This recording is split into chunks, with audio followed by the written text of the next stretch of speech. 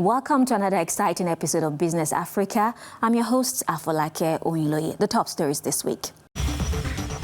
China-Africa relations are set to grow beyond infrastructure to include green development and partnerships in new energy. These new cooperation areas are planned for September's Focac summit in Beijing. Zimbabwe embraces cannabis as tobacco demand declines. The country aims to become a key player in the $12 billion medicinal cannabis market. Every sunrise brings a new beginning. DRC's South Kivu introduced a sweeping tax cut to support local entrepreneurs. New policies are set to relieve financial pressure and foster a thriving environment for emerging businesses. Africa-China relations are expanding into green development with key discussions planned for the September Focac summit. One expert notes that despite forecasts of slower growth, China's expanding economy will continue to benefit its African partners. The relationship between China and Africa is expanding beyond infrastructure into sectors such as green development, according to Rafael Obonyo, an international public policy expert and member of the UN Habitat's Youth Advisory Board. For 15 years, China has been Africa's largest trading partner, with bilateral trade reaching a record $282 billion in 2023, as reported by the Chinese Ministry of Commerce. In a recent CGTN interview, Obonyo discussed the future of China-Africa ties. At the moment, China is Africa's largest trading partner, and that is expected to continue. China is also the largest investor when it comes to infrastructure. That is expected to continue. I see also new areas like issues of climate. I strongly believe that China and Africa will further deepen their cooperation, both in terms of trade, in terms of economy, in terms of global governance, and in terms of some of the mutual concerns. In early September, African leaders will converge in Beijing for the Triennial Forum on China-Africa Cooperation or Focac Summit, where partnerships in new energy systems and green development are expected to be on the agenda. Delphos Chair Roya Romane joins us for more on that report. Delphos is a financial advisory firm that has been bringing large capital to Africa for financing projects. Thanks for joining us on the show. Now, what are the main challenges that Africa and China might encounter as they expand their cooperation into new projects? Number one is the overarching issue that they have in terms of the high debt level. One of the primary concerns has been by many countries the rising level of debt and their dependency on Chinese loans.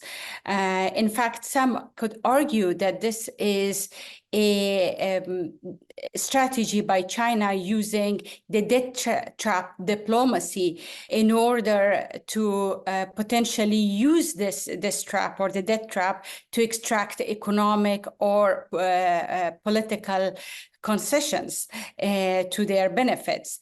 The second issue that they are facing, again in general, but particularly it comes in terms of the green energy, is that the deals are often negotiated in secret, and it is leading usually to suspicion among the people, among the nation, among constituencies and population.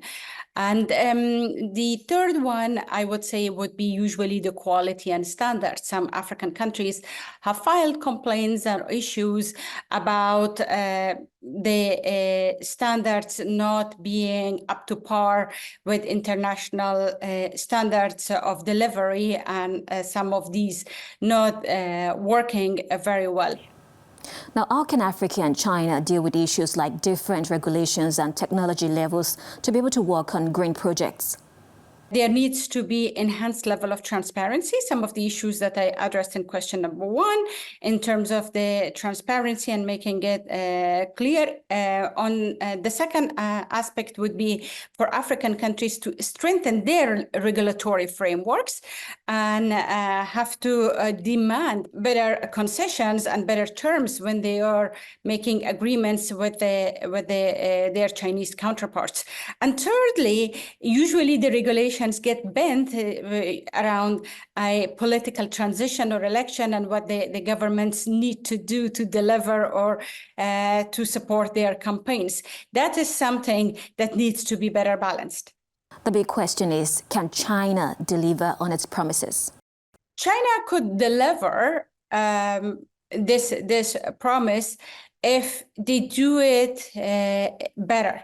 Again, addressing some of the concerns that I named in my first question, the delivery may not be necessarily so much of a problem, but it's also important that at the juncture that we are with the technological development, with Africa's eagerness to incorporate artificial intelligence and Internet of all things and the other different technologies, we are stepping into a changing landscape. So for China to deliver, it better open up and collaborate better with the international organization, with the multilateral organization, with the companies that are not merely Chinese or Chinese state-owned companies, but beyond that, in order to ensure that it can deliver and it is sustainable. Otherwise, even if they bring the best of technology and try to gain access to market, if you do not have full support of the local communities, the government, the people, it will not be sustainable. Thank you very much for those insights. Thank you. Facing a decline in tobacco demand, Zimbabwe is turning to medicinal cannabis as a promising new cash crop aiming to tap into the growing $12 billion global market. The country's climate and existing agricultural practice position it well to produce cannabis for exports. Zimbabwe is hoping to tap into medicinal cannabis as the country faces a global decline in cigarette demand despite being Africa's top tobacco producer. Tobacco demand has been falling for the past 25 years. However, companies like Focac, one of Zimbabwe's major exporters of pharmaceutical-grade cannabis, see cannabis as a potential future cash crop for the country. Demand for cannabis is forever growing, with more and more jurisdictions opening up to the adult use of cannabis. We see this as a huge potential for Zimbabwe. Due to the environmental factors that we have here, Zimbabwe can engage to service these markets on a large scale. The massive amounts of cannabis that can be produced in this country for export could be as the size of the tobacco industry. The tobacco industry could benefit from this dramatically as they have the technologies and the know-how how to dry and maintain a crop. While Zimbabwe has issued 60 medicinal licenses and 40 for hemp, which produces various products like food and textiles, founder of industrial hemp Trans says focus on research slows product development. I think there are a number of value-added products, but they just haven't made it to market because of the due processes in terms of evaluation. So they have to be evaluated and registered and certified by the Medicines Control Authority of Zimbabwe. Right now, Zimbabwe has one registered product. It's a suppository, cannabinoida. So we manufacture cannabis products. We have cannabis products that can be used medically that are registered with the Medicines Regulatory Authority in Zimbabwe. We've always known that medicinal cannabis is useful to treat certain disease conditions. As a pharmaceutical company, we wanted to mainstream that and to do the work required.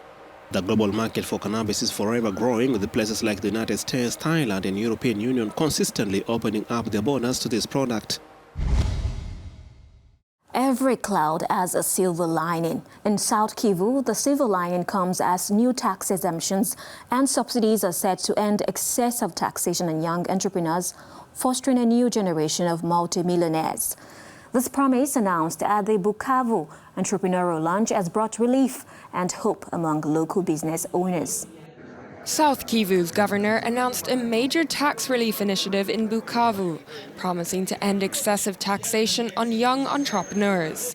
This new policy, which includes a 3-year tax exemption and additional support for innovative projects, was met with enthusiasm by over 80 local business owners eager to drive economic growth in South Kivu.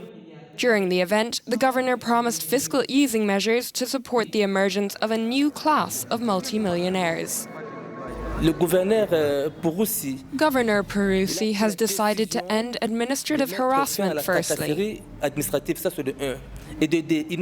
He has instructed us to quickly prepare a decree that will allow young local producers to operate with a 3-year tax exemption. Local entrepreneurs with creative ventures in textiles, agriculture, technology, arts and healthcare expressed their enthusiasm for the changes. We face many challenges in our careers. Personally, the #1 challenge is the lack of support to improve what we are currently doing. If these promises are fulfilled, I believe that Bukavu's entrepreneurs will no longer need to close their doors or seek opportunities abroad. Organizers highlighted that due to severe fiscal insecurity, hundreds of entrepreneurs have been forced to abandon their ventures, overwhelmed by taxes.